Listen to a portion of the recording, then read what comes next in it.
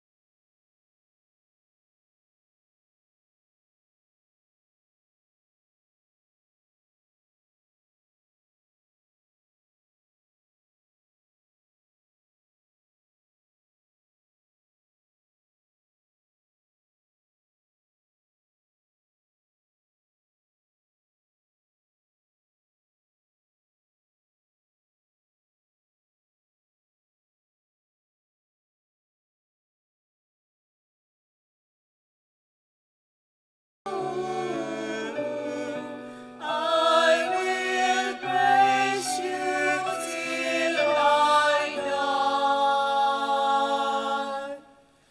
El Shaddai.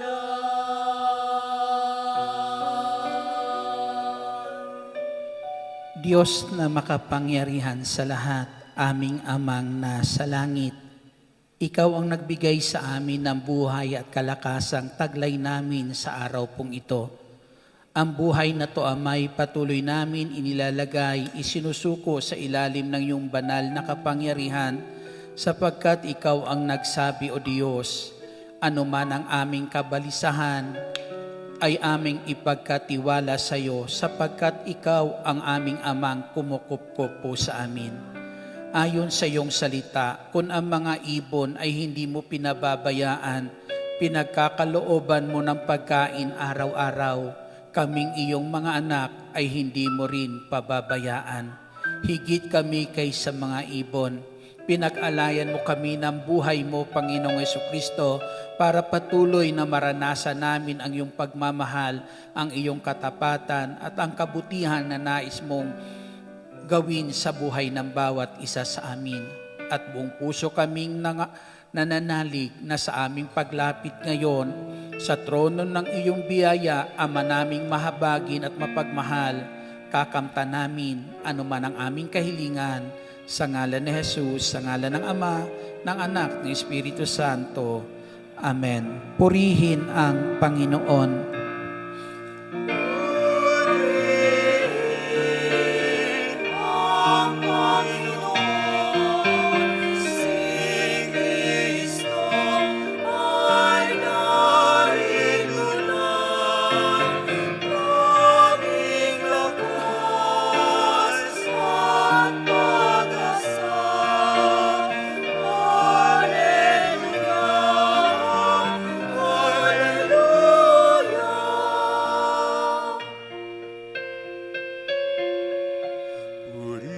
Ng Panginoon na diriwan sa pagdating niya, nagagalak ang aking espiritu.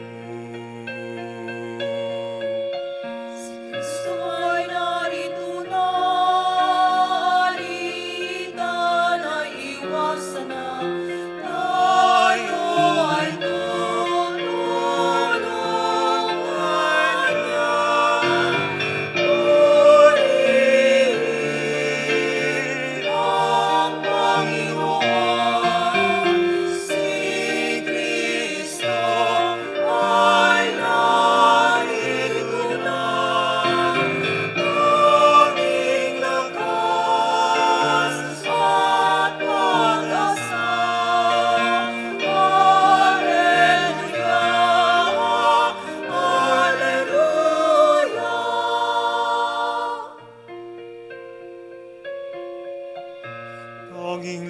sa pag-asa naririto sa tuwina, nakahandang tulungan ka.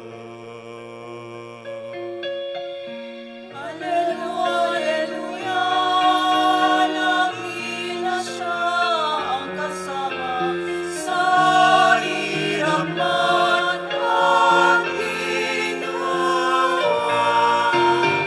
Purihin ang Panginoon, si Kristo ay narito na.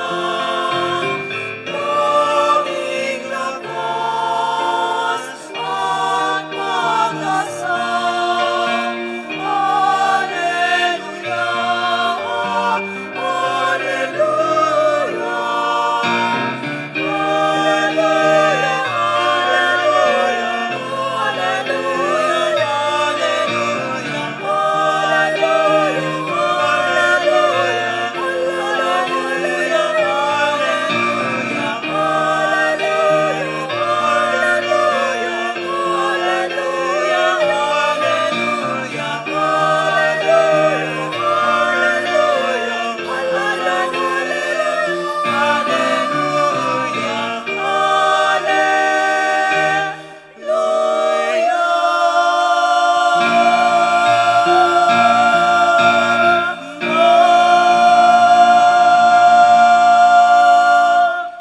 Purihin natin ang Panginoon. At ang salita ng Diyos ay ating tunghayan ngayon mula po sa unang sulat ni Pedro, kabanata ay 5 at talata po ay 7. Buksan natin po sa maiksing salita na to, patuloy pong mangusap sa atin ang Diyos at maranasan natin ang kanyang katapatan. Ang sabi po sa unang sulat ni Pedro, kabanata 5 at talata ay 7, ipagkatiwala ninyo sa Kanya ang inyong mga kabalisahan sapagkat Siya ang kumukupkup sa inyo. Ito po ang salita ng Diyos. Papurihan natin ang ating Panginoon, malakas na papuri sa Diyos na buhay. Hallelujah! Glory to God! Sino po sa inyo may mga kabalisahan? Sino sa inyo may mga suliranin? Sino sa inyo walang problema?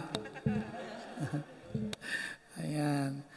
Lahat tayo may suliranin, subalit ang sabi po rito, mayroong kumukupkop sa atin na dapat natin pagkatiwalaan ng anumang kabalisahan, mayroon po tayo. Amen? Sino po yung kumukupkop sa atin? Si Lord, ang ating amang nasa langit. Mayaman ba yung ama mong nasa langit? Sino nagsasabing mayaman ang kanyang ama? O lahat ng mayaman pwede nang maupo? Palakpakan po natin at papurihan natin ang ating Panginoong Jesucristo. Muli isang mapagpala at magandang hapon po sa inyong lahat.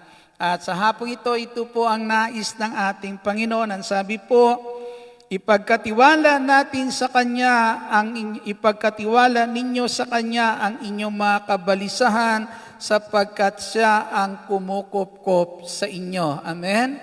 Tayo po ba'y nasa pangangalaga ng Diyos? Sabihin mo sa iyong katabi, sister, sa kalinga ng Diyos, tayo ay ligtas.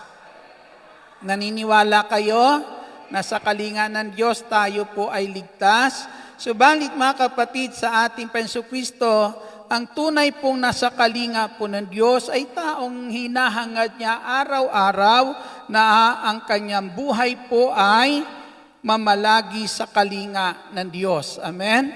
Ang sabi po sa atin pong Salmo 91, kabanata po ay ang sabi po dito sa ating Salmo 91, babasahin ko po sa inyo. Alam ko po, kabisado na po ninyo ito. Ang sabi, siyang naghahangad ng pagkukup ng kataas-taasan at nananatili sa kalinga niyong makapangyarihan. Ang sabi po diyan, ang maari lang kupkupin ng Diyos sa mga sandaling iyan ay yung taong tunay na naghahangad ng pagkukupkup ng Diyos. Amen? Tao na nais niya na kung saan ang buhay niya ay laging ilagay sa ilalim ng makapangyarihang Diyos. Amen? Kaya kapag hinahangad po ng isang taong ito ang pagkalinga ng Diyos, ang pagkukupkup ng Diyos sa kanyang buhay, ang sabi po, masasabi ng taong ito, mga kapatid, na makapagsasabi sa kanyang Panginoon, muog katahanan. Amen? Pag sinabi natin muog katahanan, na tila baga natitiyak natin ang patuloy po na kung saan pag-iingat ng Diyos sa buhay po natin. Ikaw aking Diyos, ang Diyos na tangi kong pinagtitiwalaan. Amen. Na kapag ito po ang ating hangarin, tunay po na ang buhay natin ay ipinagkakatiwala natin sa Diyos at ang kanyang pangako ay ganito: ika'y ililigtas niya sa panganib, sa umang nabitag, at kahit anumang mabigat na salot, di ka magdaranas. Lulukuban ka niya sa lilim ng kanyang malabay na pakpak at sa kalinga niya ay natitiyak mo na ikaw ay ligtas. Purihin natin ang ating Panginoon. Na ang taong nananatili sa kalinga ng Diyos, sa pagkukupkup ng Diyos, yan ang pangako ng Diyos, ililigtas ka niya sa lahat ng panganib. Amen. At ang sabi po dyan, hindi ka daranas ng anumang mabibigat na salot. Amen. Pag sinabing mabigat, mukhang hindi natin kakayanin iyon. Amen. Subalit, pag sinabi po ng ating Jesucristo, hindi mo ito mararanasan, hindi po ikaw bibigyan ng Diyos ng anumang suliranin na alam ng Diyos, hindi mo kaya. Amen. At ang sabi po ng ating Panginoong Hesus, lulukuban ka niya ng kanyang malabay na pakpak, at sa kalinga niya ay natitiyak mo na ikaw ay ligtas. Amen. Ito ang tinitiyak sa atin ng Diyos kapag na ang buhay po natin ay inilalagay natin sa pagkukupkup ng Diyos, sa kalinga po ng Diyos. Ang sabi niya, tinitiyak ko sa inyo na kayo ay ligtas. Amen. Palakpakan natin ang ating Panginoong Jesucristo, na parang sisiw na kapag ang isang inahin may mga sisiw, ay iniingatan ng isang inahin ang kanyang sisiw sa pamamagitan ng kung saan nilulukuban ng kanyang malabay na pakpak. At habang naruroon sa ilalim ng pakpak ng isang inahin ang kanyang mga sisiw, sila po ay ligtas, walang makakakuha po sa kanila roon. At ito rin po ang tinitiyak sa atin ng Panginoong Hesus, na ang sabi po, ipagkatiwala natin sa Kanya ang ating buhay. Palakpakan natin ang ating Panginoong Jesucristo, na kinakailangan lang manatili po tayo sa Kanya. Paano tayo makakapanatili po sa Diyos? Ang patuloy po na kung saan pagkalinga sa atin ng Diyos mararanasan natin kapag tayo'y nananatili sa Kanya at ang Kanyang mga salita ay nananatili sa atin. Amen? Ang tunay na pananatili po sa Diyos ay patuloy na kung saan pagkilala o pagsunod sa kalooban ng ating Panginoong Jesucristo. Ang sabi po dyan sa Ebanghelyo ni San Juan, kabanata po ay 15, talata ay 7, kung mananatili kayo sa akin at mananatili sa inyo ang mga salita ko, hingin ninyo ang inyong maibigan at ipagkakaloob ko sa inyo. Kung mananatili kayo sa akin at mananatili sa inyo ang mga salita ko. Hindi pwedeng hiwalay po. Amen. Kung tayo po'y tunay na kinikilala natin ang Diyos, sinasabi po riyan, ipinapakita rin na dapat kinikilala natin ang Kanyang salita. At ang tunay po na pananatili po sa Diyos, kung anong sinasabi ng Diyos, ay sinusunod natin. Amen. Iingatan tayo ng Diyos na ang sabi po dyan, sa aklat po ng awit, sa unang Kabanata po ay isa, ipinapahayag po ng aklat ng awit, kabanata po ang isa ay ang ganito, mapalad ang taong hindi naaakit niyong masama. Mapalad ang taong hindi naaakit niyong masama. At ang sabi sa aklat ni Santiago, pasakop kayo sa Diyos at labanan ninyo ang masama at lalayuan niya kayo. Ang tunay po na kung saan mapalad ang taong hindi naaakit itong masama ay hindi inaayunan o sinusunod o ginagaya ang anumang masama na ginagawa ng taong walang takot sa ating Diyos. Amen? At iingatan po tayo ng Diyos, patuloy tayo kapag ito'y ginagawa natin, patuloy po tayo na mananatili sa kalinga po ng ating Panginoong Hesukristo. Sa Ebanghelyo o sa aklat po ng Genesis Kabanata 39, ito po yung sa buhay ni Joseph. Kilala niyo po si Joseph, si Erap. Ayan. Mga kapatid sa ating Panginoong Hesukristo, iniingatan po siya ng Diyos sa anong paraan. Ang tao na to ay iningatan po ng ating Diyos sa pamamagitan na kung saan niloob ng Diyos na ang taong ito ay magiging kalugod-lugod kay Potifar. Iniligtas po si Joseph sa kamay ng kanyang mga kapatid ng Diyos at dinala sa Ehipto at tinanggap po ay nagiging alipin sa tahanan ni Potifar. At ang ginawa po ng Diyos, si Joseph po ay ginawa niyang maging kalugod-lugod sa paningin ni Potifar. Na ang sabi po, habang naruroon po si Joseph sa bahay ni Potifar at naglilingkod, pinagpapala po ng Diyos ang buong sambahayan ni Potifar. At ang sabi ni Potifar nung sandali na yan, ang tao pong ito ay sinasamahan ng Diyos. Amen. Ang tao pong ito ay sinasamahan ng Diyos. Kung ikaw ay ginagawa ng Diyos na magiging kalugod-lugod sa paningin ng mga taong nasa paligid mo, isang ibig sabihin niyan, ganun ka iniingatan ng Diyos.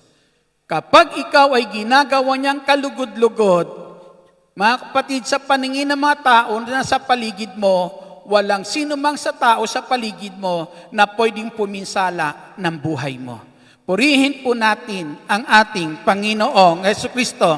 At yan ang ginawa po ng Diyos kay Joseph nung sandali po na yan, na para po kay Potifar, nung namamalagi si Joseph sa kanyang tahanan, nakikita niya ang pagsasama ng Diyos sa tao pong ito sa pamamagitan na kung saan alam ni Potifar, walang makakagawa ng kabutihang ginagawa ni Joseph kung hindi niya kasama ang Diyos. Amen. Magiging kalugod-lugod tayo sa paningin ng sino paman kapag nakikita nila na ang ating ginagawa ay kabutihan na nais ng Diyos. Amen. At habang ginagawa po natin iyan, patuloy po na ang paglingap ng Diyos, ang pagkalinga po ng Diyos ay patuloy nating mararanasan. Nais ko pong tanawin natin ang buhay ng ating Panginoong Hesukristo.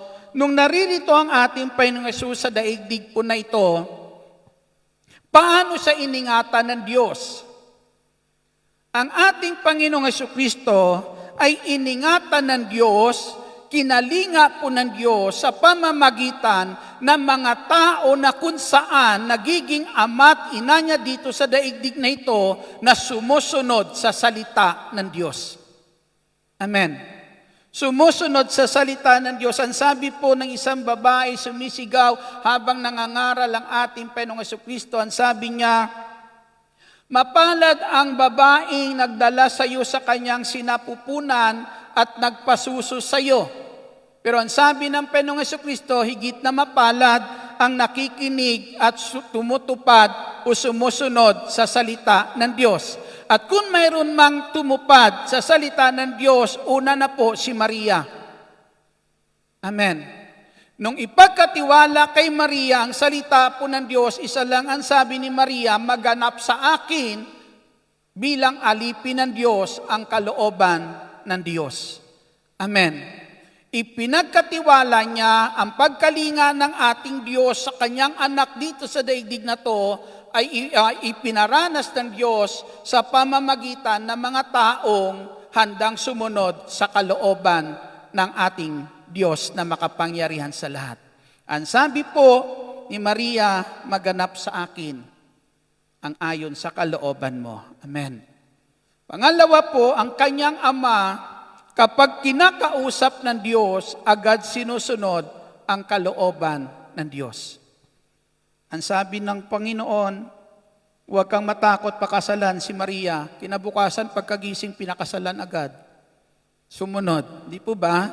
Nung sabihin ng Diyos, dalhin mo yung bata sa Ehipto, mga kapatid, gabi pa lang nung marinig niya yung tinig na yon, pagkatapos marinig, agad po siya nagayak para dalhin ang bata sa Ehipto bilang pagsunod lagi sa sinasabi ng Diyos.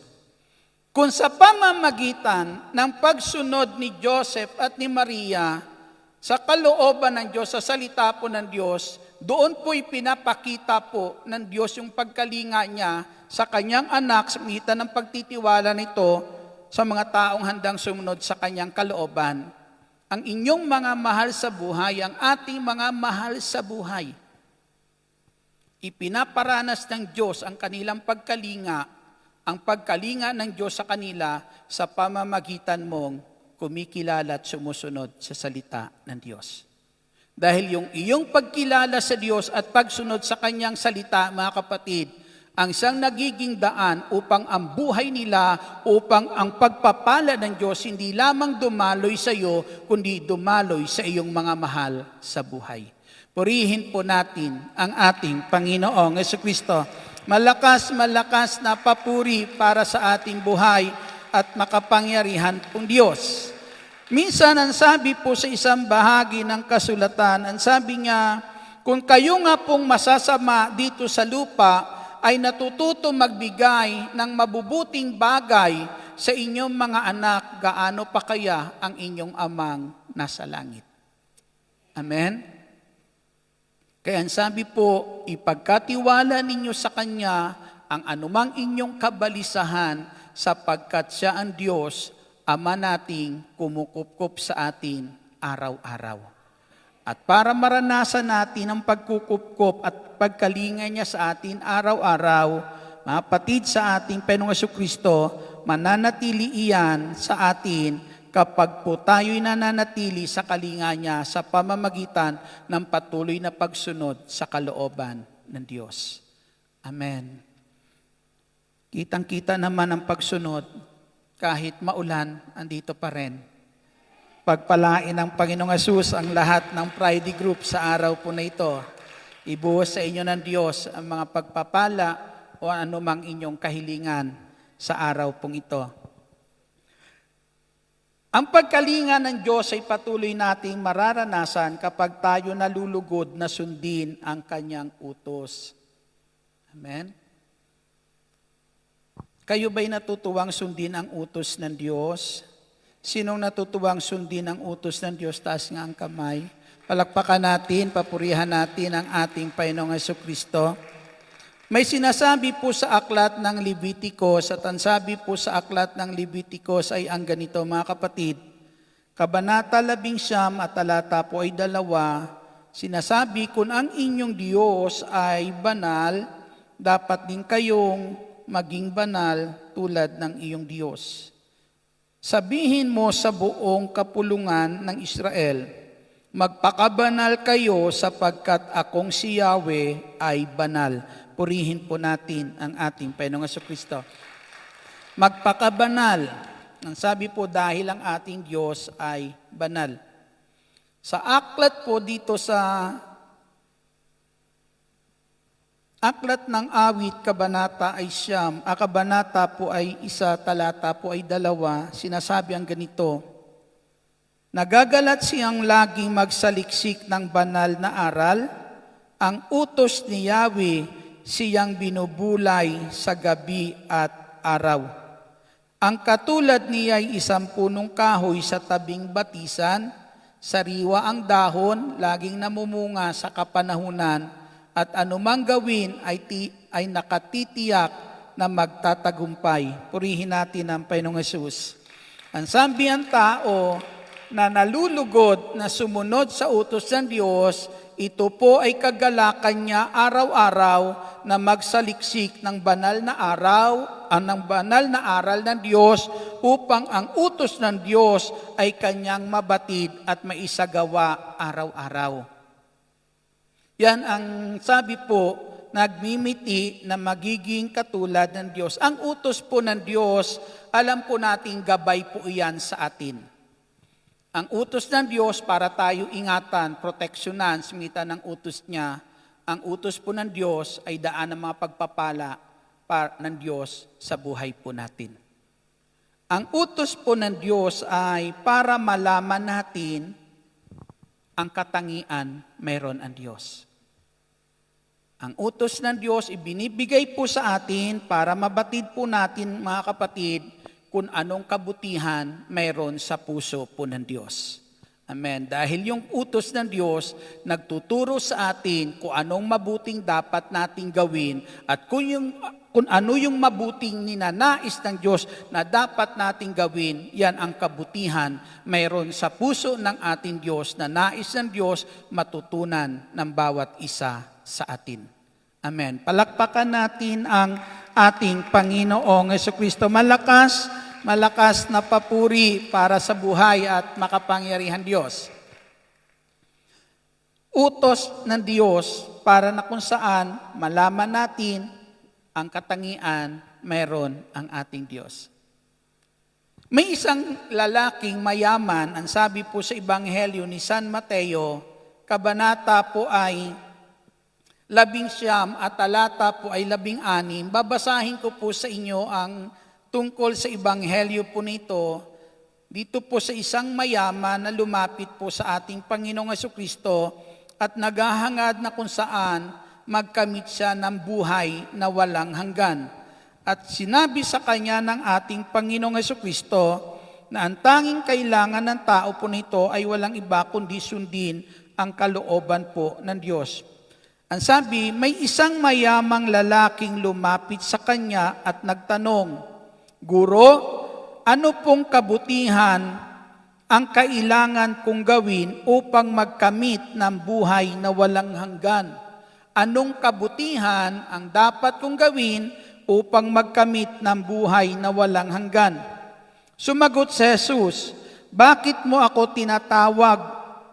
Bakit mo tinatanong kung ano ang mabuti? Isa lang ang mabuti. Kung ibig mong magkamit ng buhay, sundin mo ang mga utos. Alin-alin po, tanong niya. Sumagot si Jesus, huwag kang papatay, huwag kang mangangalunya, huwag kang magnanakaw, huwag kang magsisinungaling sa iyong pagsaksi. Igalang mo ang iyong ama at ina, at ibigin mo ang iyong kapwa gaya ng pag-ibig mo sa iyong sarili. Sinabi ng binata, tinutupad ko na pong lahat iyan. Ano pa po ang dapat kong gawin? Purihin natin ang ating Panginoong Jesucristo.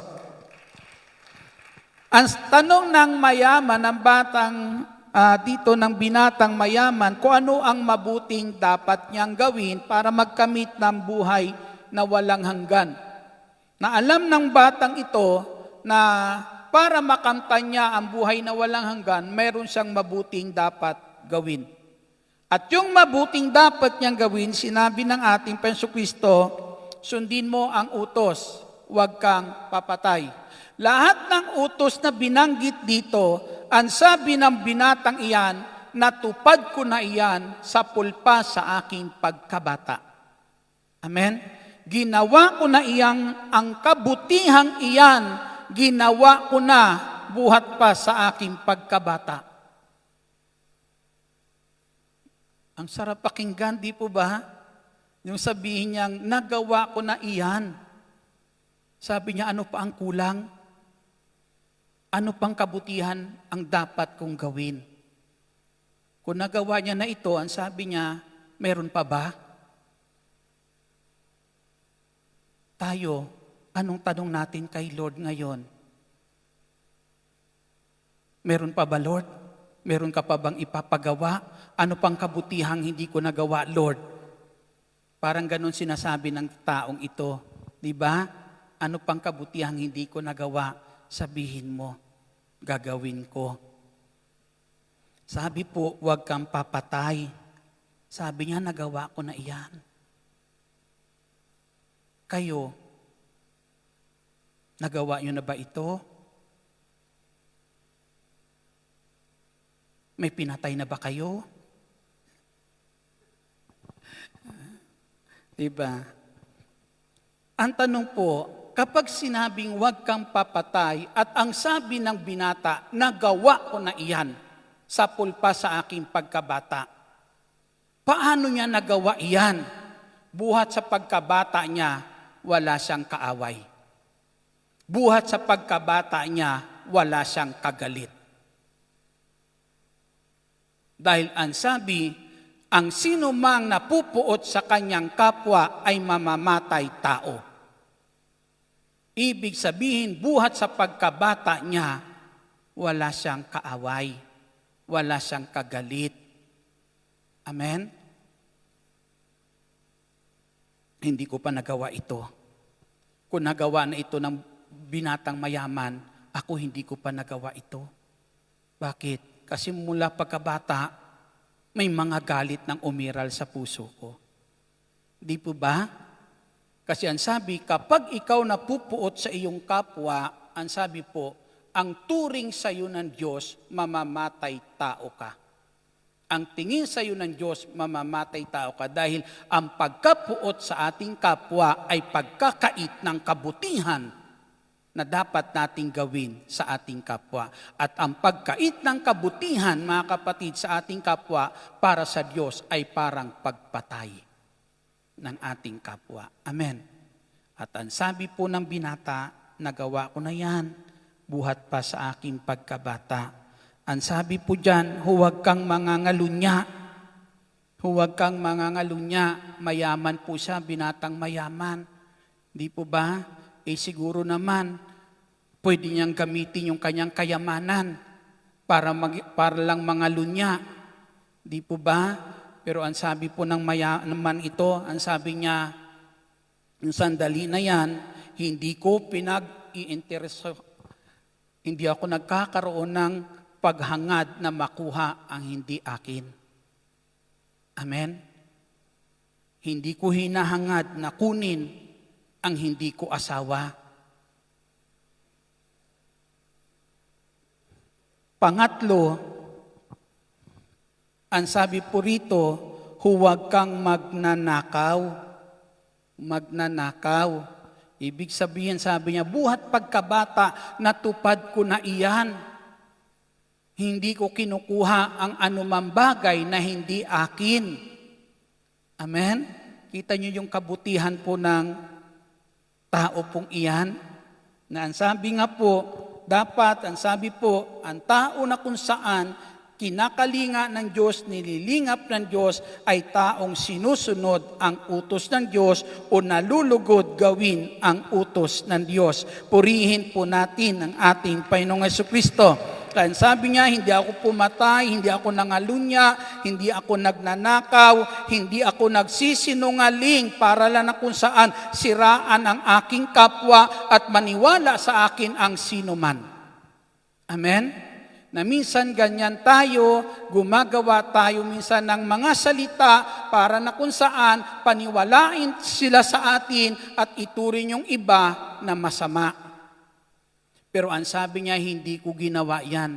Hindi ko kailan dinadaya ang aking kapwa. Sinasabi ko kung ano ang totoo. Amen? Ginawa iyan ng binata. Kaya ang sabi nga po dito, mayaman siya eh.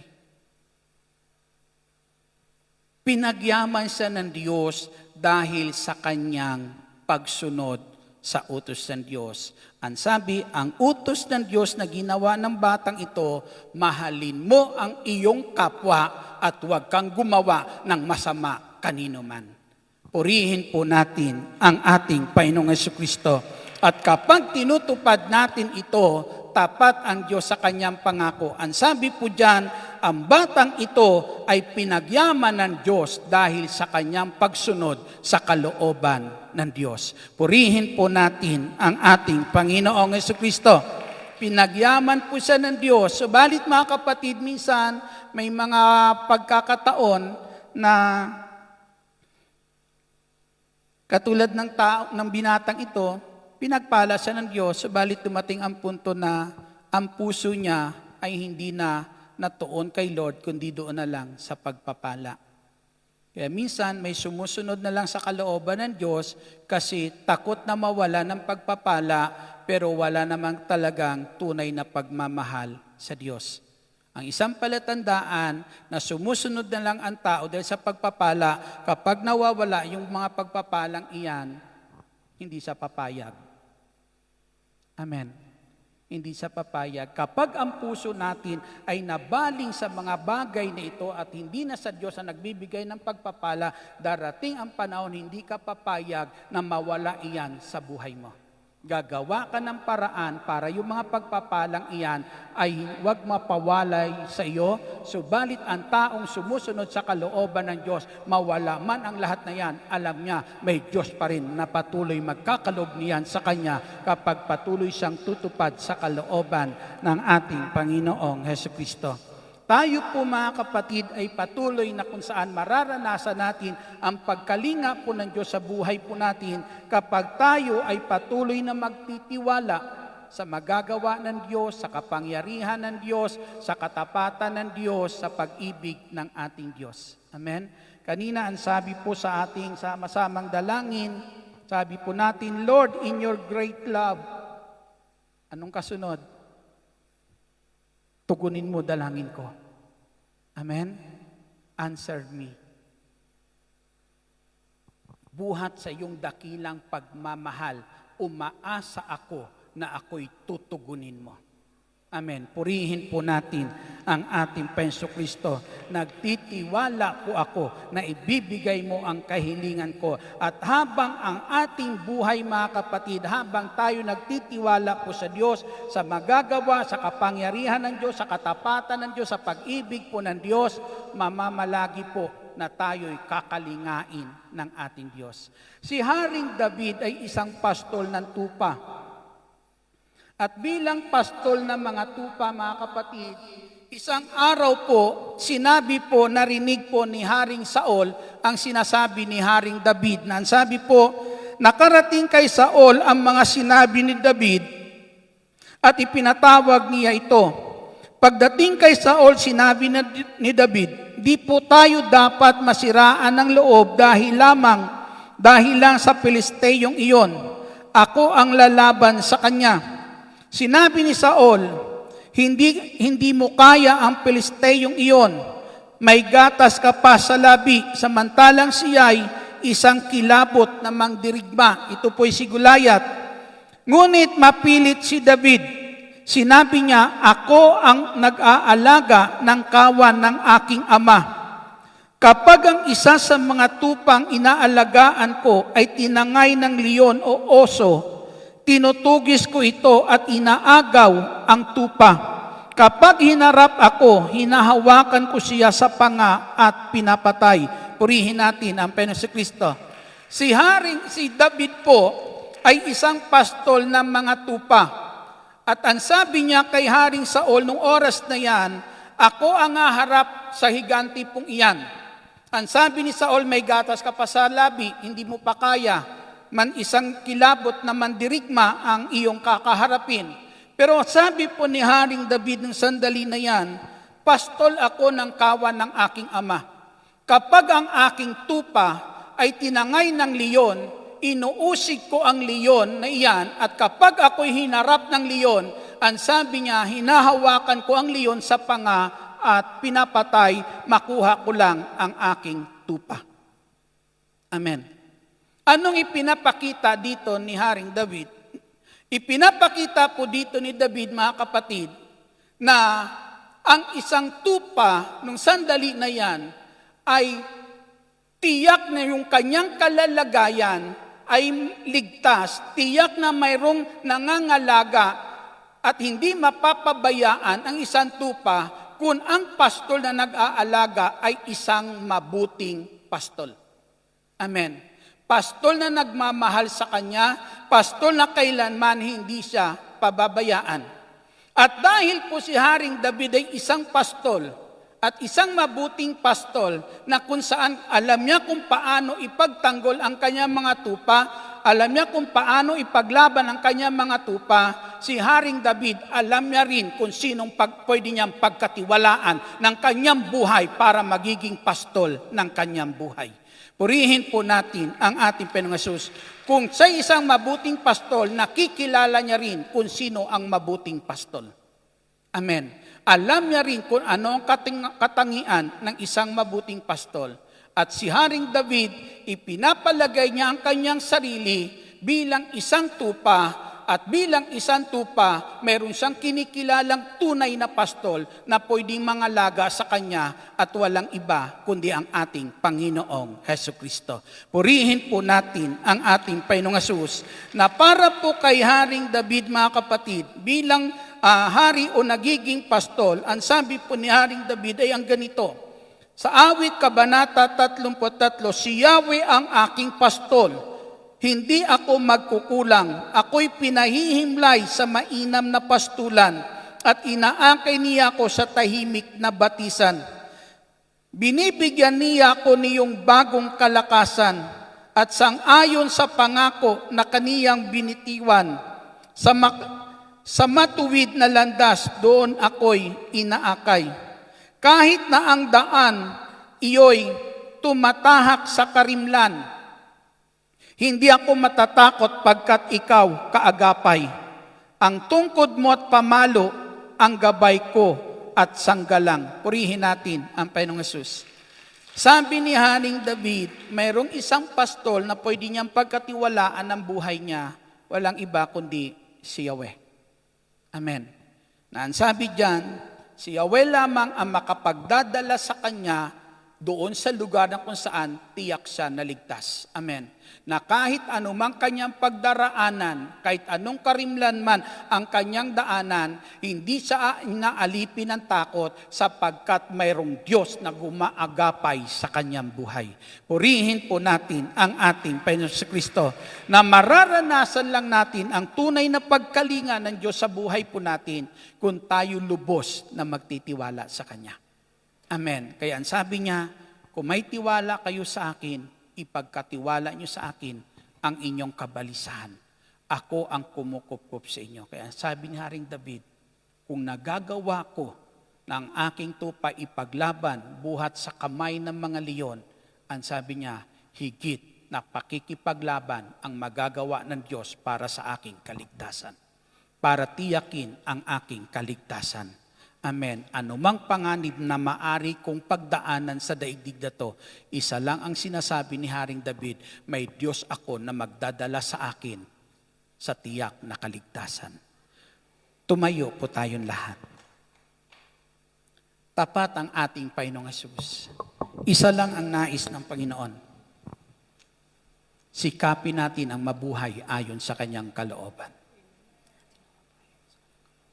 Wala siyang pinababayaan. Na kapag inuna natin ang tunay na paghahari ng Diyos sa buhay natin, o kapag tunay na tinatalaga natin, nais natin italaga ang buhay natin sa paghahari po ng Diyos at susundin ang kanyang kalooban, idaragdag niya sa atin ang ating pangangailangan araw-araw. Minsan sinabi sa aklat ng awit, kung ang mga batang leon ay kinukulang ng kanilang pagkain, ang taong naglingkod sa Diyos, hindi magkukulang ng kanyang pagkain. Amen. Maging ang kanyang mga anak ay hindi magdarahop. Hindi kukulangin. Yuko natin ang ating ulo, pikit natin ang ating mga mata. Ama naming nasa langit, Diyos na makapangyarihan sa lahat. Walang ibang kalinga na kung saan tunay naming masusumpungan ang tunay na kapayapaan, tunay na kapanatagan, kundi ang kalinga mo lamang, Ama naming nasa langit. Salamat sa tapat mong pagmamahal po sa amin. Salamat sa katapatan mo sa bawat panahon, sa lahat ng panahon. Ikaw lamang ang Diyos nang hindi magagawa ng tao ay magagawa mo sa buhay po namin. At yan ang aming pinanghahawakan, Panginoong Hesus. Ang anumang mayroon sa mundong ito, may hangganan ang magagawa na kabutihan sa amin, pero ang magagawa mo, Ama naming nasa langit, ay walang hanggang kabutihan. Patuloy namin inilalagay sa iyong kalinga ang buhay po namin. Lord, I want to know you more.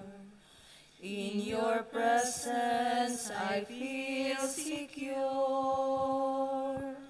Even trials will come my way.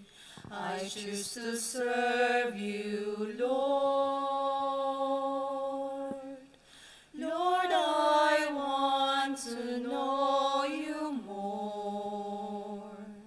In your presence I feel secure.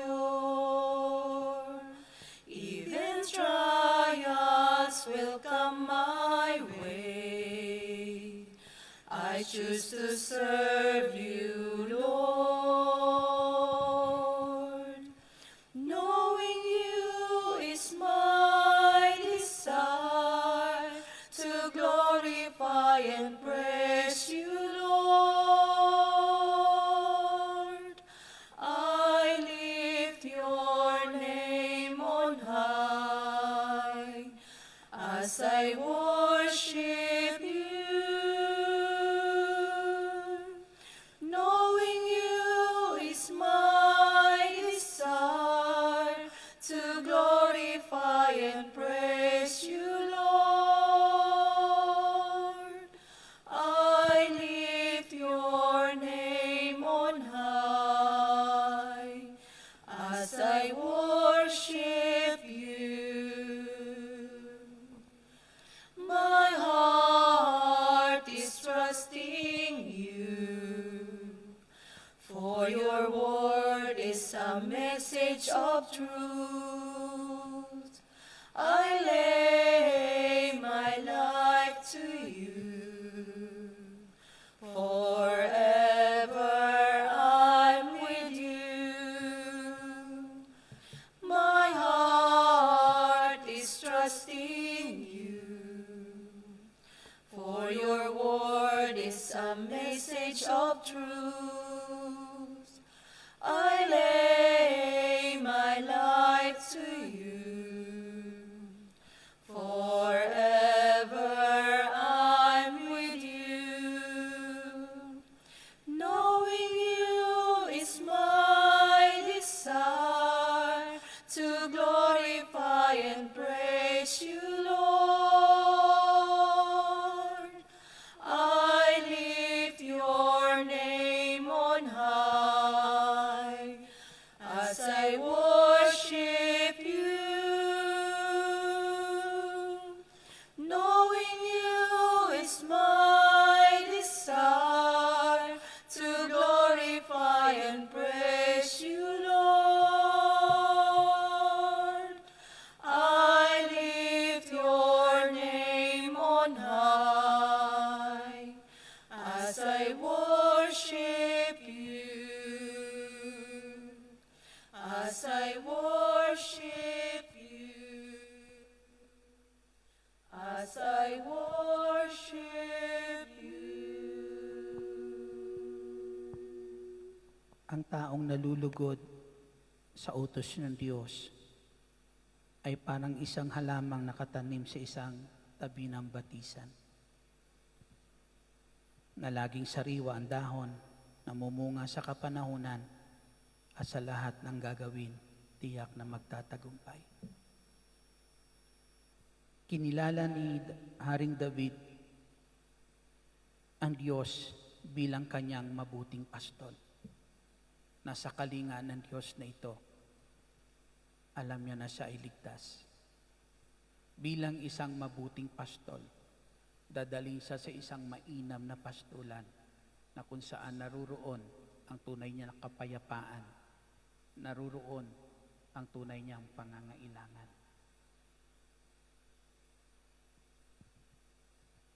Ang bawat salita ng Diyos ay nagtuturo sa atin ng kabutihan. Nais ng Diyos matutunan nating gawin.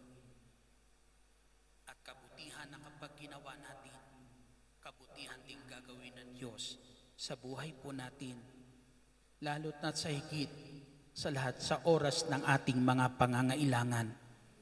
Hindi lilimutin ng Diyos ang kabutihang ginagawa po natin. Gagantimpalaan niya sa takdang panahon. Ama naming nasa langit, dumadalangin po kami. Patuloy mong pagpalain ang aming puso't isipan. Patuloy kami magkaroon ng pagkauhaw o Diyos na malaman ng iyong kalooban.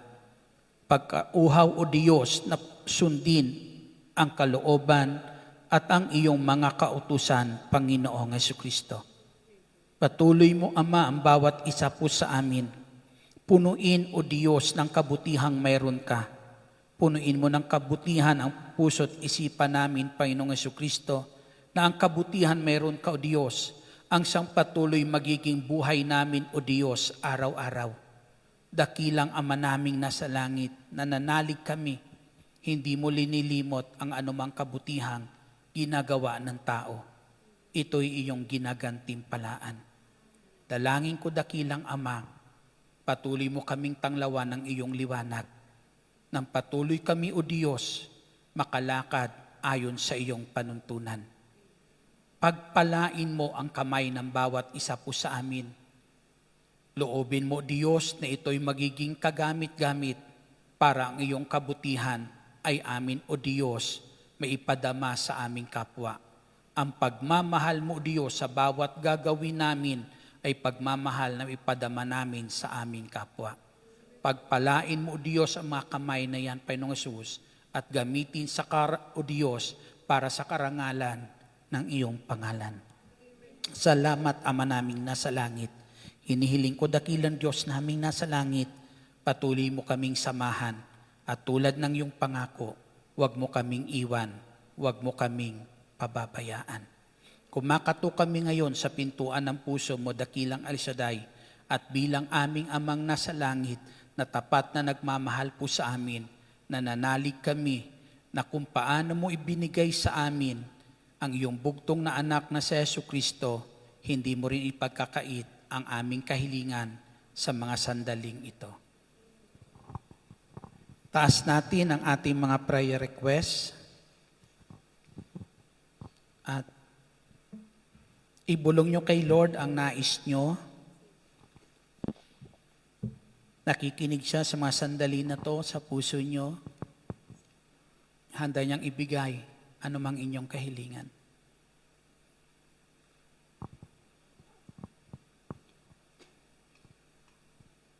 Ang sabi ni Haring David, kahit nakapaligid ang mga kaaway sa kanya, ang Diyos ay maghahain pa rin sa harapan ng kanyang mga kaaway ng pagkain na kanyang kailangan. Maglalaan pa rin ng tagumpay para sa kanya. Ama, hinihiling ko po sa ngalan ng Panginoong Hesus, ipagkaloob mo ang lahat ng kanilang kahilingan ngayon. Salamat, dakilang Diyos naming nasa langit, sa ngalan ni Hesus, sa ngalan ng Ama, ng Anak, ng Espiritu Santo. Amen. Patuloy kayong samahan at pagpalain ng Diyos sa lahat ng inyong gagawin. Salamat sa Diyos na tapat, salamat sa Kanyang lingap, salamat ibinigay niya si Jesu Kristo Salamat sa Diyos na tapat.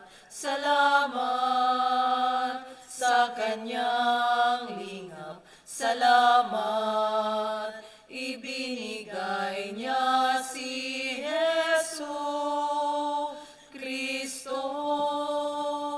At ngayon, ang mahina'y lalakas, ang duka ay mayaman, nang dahil sa mga gawa ng Diyos. At ngayon, ang mahina'y lalakas, ang dukha ay mayaman, nang dahil sa mga gawa ng Diyos. Salamat, salamat, salamat.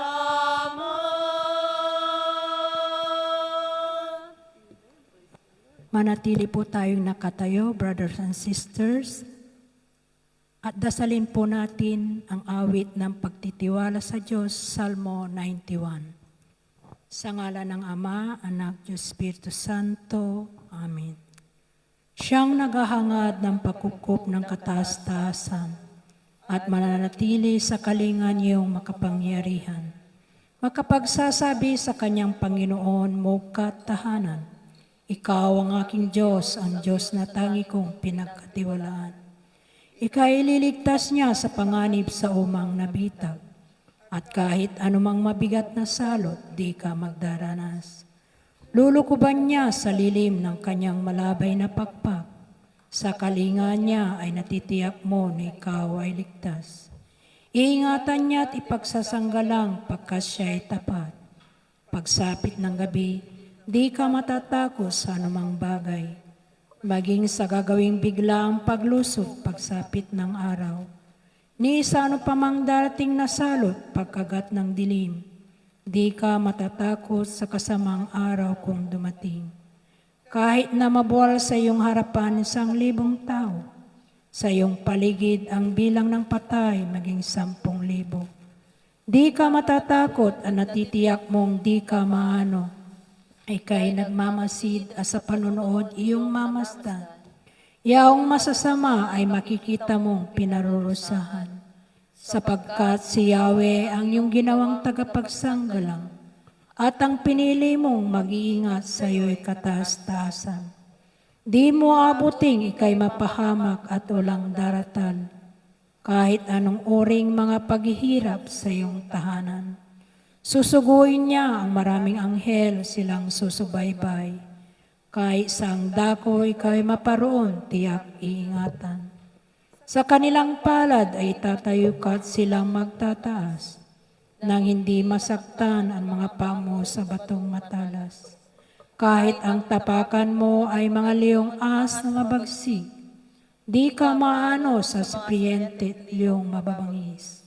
Ang sabi ng Diyos, aking ililigtas ang tapat sa akin, at iingatan ko ang sinumang taong ako'y kianli. Pag sila'y tumawag, laging handa ko na sila'y pakinggan. Aking sasamahan at kung may hilahil ay sasakuluhan. Aking ililigtas at ang bawat isa ay pararangalan. Sila'y bibigyan ko at gagantimpala ng mahabang buhay, at nakatitiyak na ang tatamoy nila'y kaligtasan. Maaring ipinit ko ang langit at hindi pumatak ang ulan. Maaring magpadala ako ng mga balang upang salantain ang lupang ito. Maaring palaganapin ko sa aking bayan ang salot. Ngunit sa sandaling ang bayang ito na aking pinili ay magpakumbaba, manalangin, hanapin ako at talikdan ang kanilang kasamaan. Diringgin ko sila, patatawarin ko sila, at ibabalik ko sa kanilang lupain ang katiwasayan at kasaganaan. Ito ang mga salita ng Diyos. Salamat. Sa ngalan ng Ama, Anak, Diyos, Espiritu Santo. Amen. God bless us all. See you on next Friday.